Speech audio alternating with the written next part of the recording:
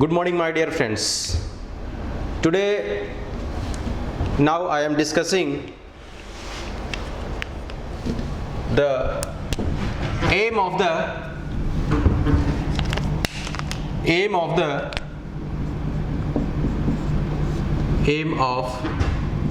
SOM. ये सुनो, तो आज हम लोग स्टार्ट कर रहे हैं स्ट्रेंथ ऑफ मटेरियल. ये सुनो, yesterday we have discussing about the syllabus. ये सुनो, तो आज हम स्टार्ट कर रहे हैं एम ऑफ द SOM. जरा देखो, मान लो एक मेरा ये बॉडी है, बोलो जी, दिस इज माई बॉडी. और इस बॉडी पे मैंने एक लोड लगाया जिसका मैग्नीट्यूड क्या है, P है. जरा देखो, इसका लेंथ L है और इसका एरिया जो है A0 है. और कोई हमसे पूछेगा यदि इसका डायमीटर D है. This is actually cylindrical section. ये जो फोर्स लगाया गया है, तो इस फोर्स लगाने की वजह से ये बॉडी बिल्कुल कुछ समय बाद, this is the tensile nature, तो ये कुछ समय बाद ये बॉडी कुछ यहाँ पे आ जाएगा. बोलो जी, ये सुनो, बोलो. दिस इज लोड P और लेंथ वही है और एरिया भी A0 है और इसका डायमीटर भी D है. ये सुनो, तो ऐसे बॉडी को बोलेंगे कि ये बॉडी यहां से यहां तक क्या हुआ है, डिस्प्लेस हुआ है. तो यहां से लिख सकते हैं बॉडी इज said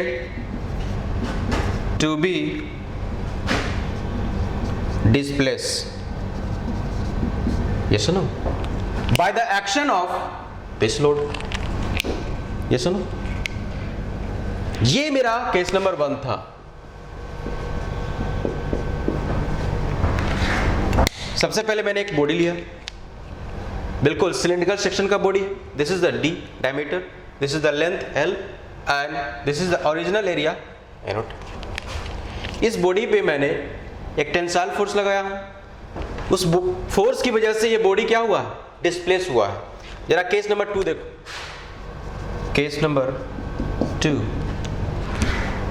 बॉडी बिल्कुल वही है, दिस इज, और इस बार मैंने टेंसाइल फोर्स लगाया है, tensile load. This is P right hand side में भी और लेफ्ट हैंड साइड में भी. और इसका इनिशियली जो डायमीटर था जो कि DI था, इनिशियल डायमीटर, और इसका लेंथ था LI. क्या सुनो, तो इस लोड की वजह से ये क्या हुआ कि दोनों तरफ से लोड लगा करके खींचोगे तो तुम देखोगे कि कुछ समय बाद इस बॉडी में डायमीटर क्या होगा, डायमीटर क्या हो जाएगा, कम जाएगा, और लेंथ क्या हो जाएगा, बढ़ जाएगा. इसका मतलब हम कह सकते हैं कि इस बॉडी जो हुआ है, this is load P, this is load P and final length जो हो गया LF हो गया और डायमीटर जो हो गया DF हो गया. तो ऐसे बॉडी को आप बोलेंगे बॉडी इज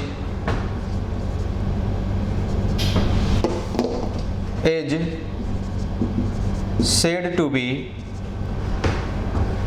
इलास्टिक.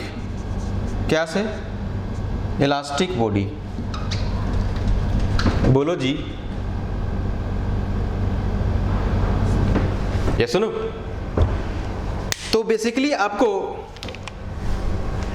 सॉम में जो पढ़ना है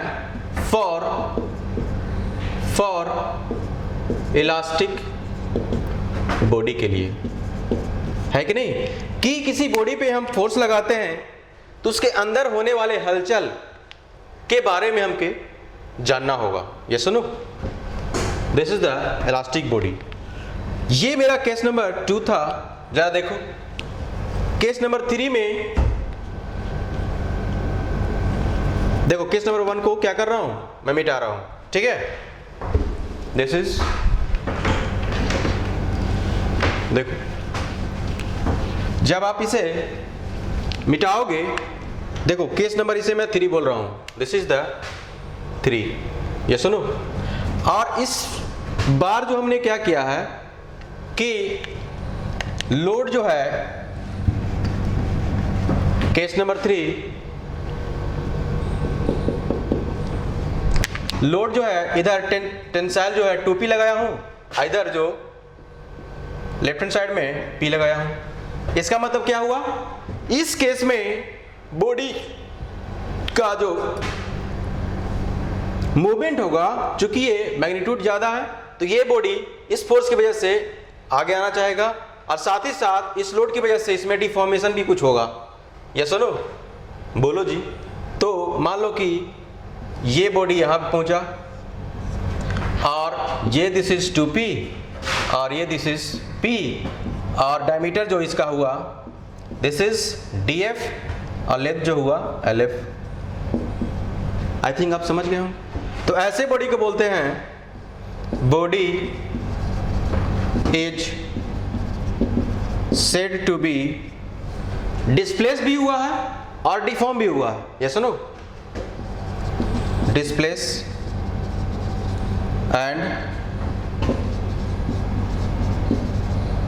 डिफॉर्म। ये सुनो, तो ऐसे बॉडी को बोलेंगे आप क्या, सेड टू बी डिस्प्लेस और डिफॉर्म दोनों हुआ। ये सुनो, तो this is the thing which I have discuss here. तो इसका एम क्या है, तो इसका जो एम है कि भाई इस लोड की वजह से इसमें डिफॉर्मेशन होंगे, स्ट्रेस आएंगे, स्ट्रेन आएंगे। ये सुनो, तो इन सब बातों को आप एक्सपेरिमेंटली क्या करेंगे,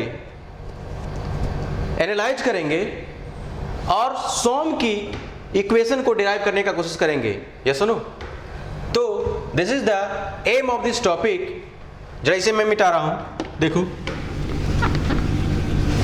तो इसका एम क्या है जो मैं बता रहा हूं कि बॉडी पे जब लोड लगता है तो उसमें डिफॉर्मेशन होता है। ये सुनो, तो कोई मुझसे ये बोलेगा कि इसका डिफिनीशन क्या होगा, तो लिखेंगे यहां से डिराइव द एक्सप्रेशन। ये सुनो, बोलो जी। Derive the expression from deformation, comma, stress, comma, strain under different loading,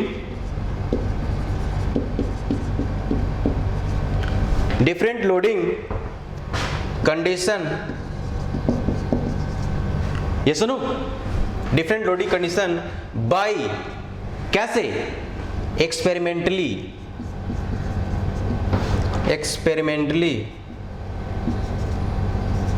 ये सुनो, एक्सपेरिमेंटली, जरा देखो,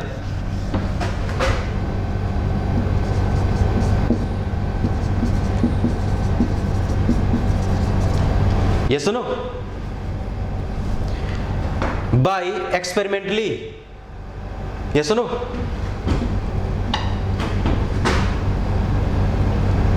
इलास्टिक प्रॉपर्टीज, ये सुनो। तो ये है मेरा सॉम का पढ़ने का एम, ये सुनो। ये इलास्टिक प्रॉपर्टी आपसे कोई पूछेगा, that is E and mu, ये सुनो, ठीक है। ई एंड म्यू यानी कि या तो इलास्टिक प्रॉपर्टी यंग मॉडुलस निकालेंगे या पॉइजन्स रेशियो, ये सुनो। इन दोनों की वजह से क्या होंगे, इन दोनों की वजह से जो इस बॉडी में डिफॉर्मेशन होगा, स्ट्रेस होगा, स्ट्रेन होगा, डिफरेंट लोडिंग कंडीशन में हम लोग क्या करेंगे, एक्सप्रेशन निकालेंगे, ये सुनो। तो ये है मेरा एम। तब मेरे दिमाग में ये बात आया सर कि जब इन सारी बातों को एक्सपेरिमेंटली किया जा रहा होगा तो लैब में किया जा रहा होगा, बोलो जी, तो वहां पे मटेरियल का कुछ अजम्पशन लिया गया होगा, ये सुनो। तो नेक्स्ट टॉपिक जो है assumption made while deriving the some equation, ठीक है। जरा देखो, इसे मैं मिटा रहा हूं, इसे मैं मिटा रहा हूं, बोलो जी। तो बिल्कुल वीडियो को लास्ट तक देखें और होप सो कि आप समझ पाएंगे बेहतरीन ढंग से। जरा देखो, अजम्पशन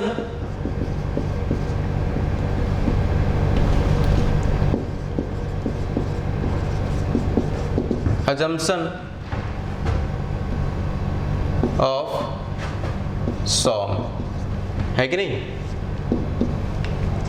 अजम्पशन ऑफ सॉम। जरा देखो, इसने पहले बोला कि जो मटेरियल जो मेरा होगा, पहला देखो ये है मेरे पास फर्स्ट, कि मटेरियल इज कैसा होना चाहिए, होमोजीनियस, बोलो जी, होमोजीनियस एंड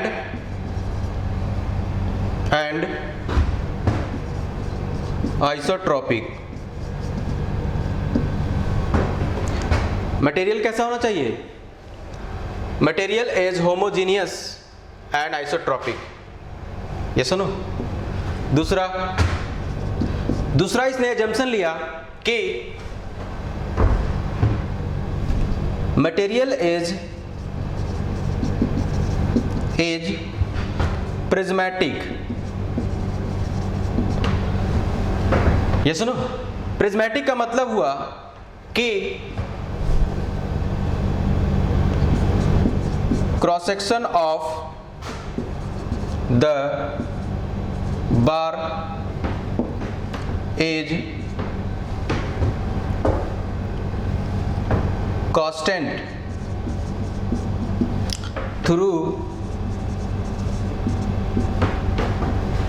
throughout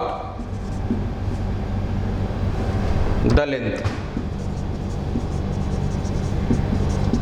ये सुनो।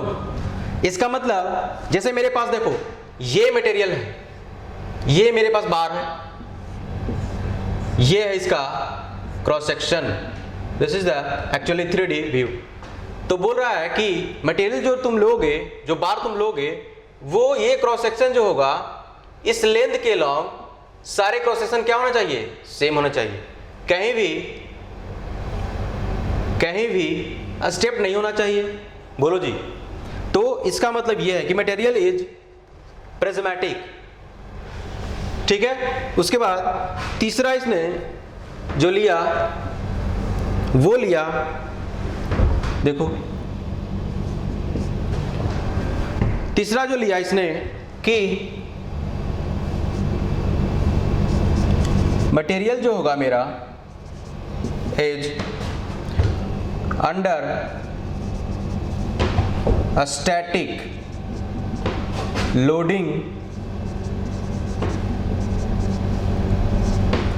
Loading condition. क्या सुनो कि मटेरियल जो होगा वो कैसा होना चाहिए, स्टैटिक लोडिंग। इसका मतलब magnitude and direction of the load with respect to time क्या होना चाहिए, कांस्टेंट होना चाहिए। बोलो ये सुनो, चाहो तो यहां लिख दो magnitude and direction remains constant with time। ये सुनो, उसके बाद चौथा जो लिया इसने assumption, वो मैं इसे मिटा रहा हूं, ठीक है। देखो फोर्थ, ये बोला कि मटेरियल जो होगा इज ओबे Hooke's law.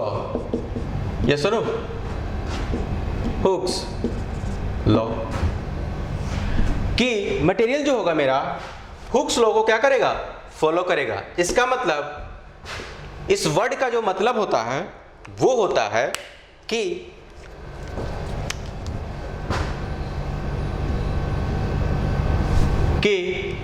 Deformation comma stress comma strain is under elastic region. ये सुनो कि deformation stress and strain under the elastic region में होना चाहिए, है कि नहीं? बोलो जी। फिर पांचवा जो उसने लिया, इसे मिटा रहा हूं।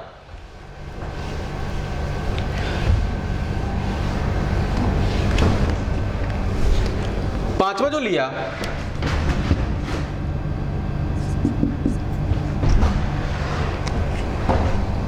कि self weight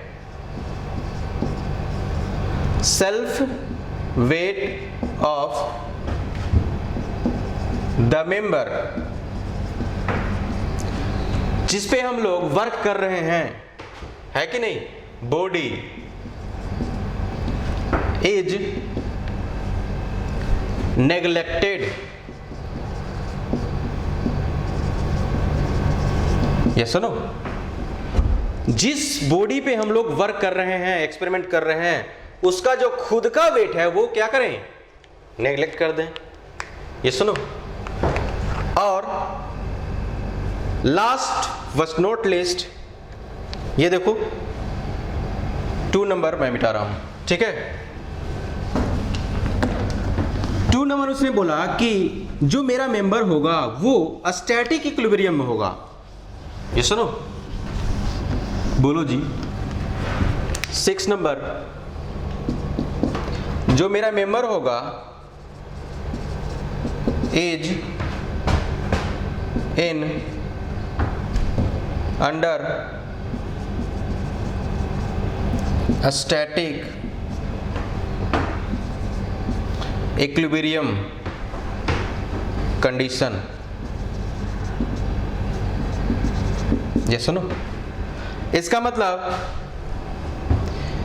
summation of all vertical forces, summation of all horizontal forces,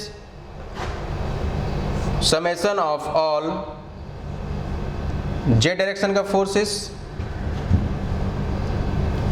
देखो इसे मैं नीचे लिख रहा हूं, इसका मतलब summation of all z direction का फोर्सेस, ये क्या होना चाहिए, 0। बोलो जी। और इसने बोला कि summation of all moments x, y and z should be also 0। इसका मतलब ये हुआ कि member is under a static equilibrium condition. बोलो जी। तो these are the assumption made while deriving the Strom equation। ये सुनो, इन सारी बातों को हम लोग कहाँ कर रहे हैं? लैब में। ये सुनो, इसमें फर्स्ट पॉइंट जो मैंने लिखवाया था कि मटेरियल जो होगा होमोजीनियस एंड आइसोट्रॉपिक। ये सुनो, तो इन दोनों वर्ड्स का मैं फीलिंग्स मैं शेयर करूंगा नेक्स्ट वीडियो में। तब तक बने रहे मेरे साथ, ठीक है? Thank you.